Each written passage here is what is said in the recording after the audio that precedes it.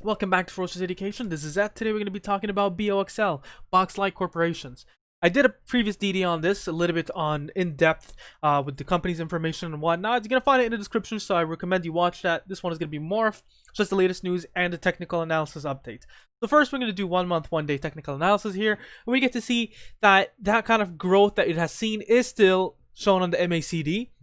Now, the pace of that kind of growth and the stability has decreased quite significantly, and it's entering a little bit of a dangerous level at this point, where you might actually see, for instance, a little bit of a lesser MACD positivity in the next day, which is a bad sign, but I don't think this is going to happen since today's a Friday sell-off, and that's what happened here.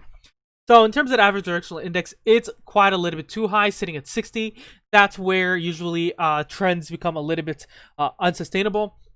And then we're going to willing percent R. It's still sitting in really close to the overbought situation here. You have, in terms of momentum, it lost a little bit of momentum from the day before, but it still has quite a bit of momentum. Unbalanced volume, basically nothing here special other than a little bit of people, around 100 million, well, not 100, around 70 or so million shares being lost from just the past few sessions. Taking a quick look into the 10 SMA, it's still above the 30 EMA, and the stock price is above the 50 SMA and the 200 SMA. Something to very carefully look at, and I'm going to be highlighting that later on as well, is that the 50 SMA and the 200 SMA are really close to each other. That's sitting somewhere around 116 and 106, and they're actually closing in to each other. And that might have a situation where they actually touch, and he could create a golden cross. In this case, let's double check the 200 SMA to 50 SMA. It could be in a point where that happens.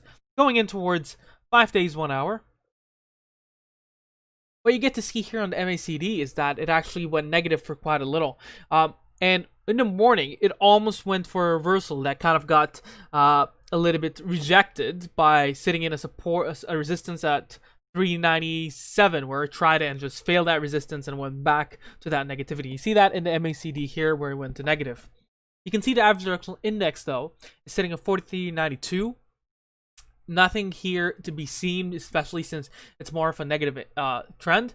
But here's the catch. The stock price is trading in the trading action zone. And what's the trading action zone? It's the zone where reversals are more likely to happen. So it's sitting there. That's good news for me. Stock price is still above the 50 SMA and the 200 SMA on the 1 hour scale. It's still following the VWAP at this point. Nothing significant here. Volumes have died quite a little from the day before, so that's why you received this kind of pullback. Now, let's try to identify perhaps what kind of next movements we would see. So in terms of moving average, the stock price is still significantly above the moving average, which is kind of expected on this kind of bullish run. And let's try to look quickly into Fibonacci retracements. You get to see that the stock is far off from the Fibonacci retracements at 316. The next kind of support is sitting somewhere around 356, so it's very close to that. The next kind of resistance would be somewhere around 387.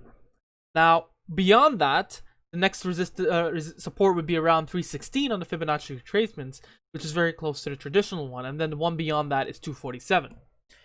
Now, let's try to look into the trend lines here. Are we able to determine a trend line?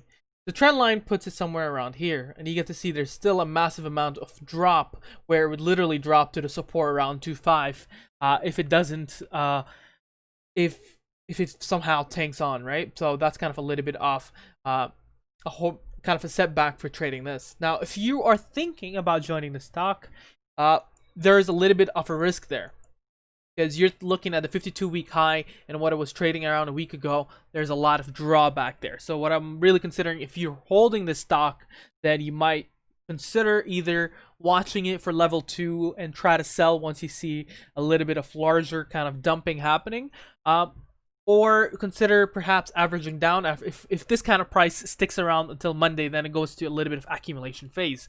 Now going on to the latest news, we get to check here quickly. Not any significant news. Last news was a bit of directors selling at 115. Now we already know the price is a lot higher, but nothing significant in terms of institutional transactions. Nothing has popped up in here in terms of the last one was K Laser Technology, US small cap portfolio. Nothing significant, especially not in June. This has been a month ago. one significant news is Boxlight wins 2 Tech and Learning Awards for Excellence for 2 of their programs that I mentioned in the last DD.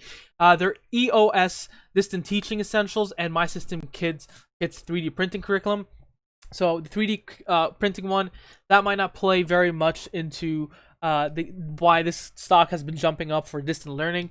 The EOS Distant Teaching Essential can be coming in handy for training additional teachers for that kind of stuff, although that's as much as we can get out of it. There's no contracts that I see, or at least that I know of, that is being signed for this.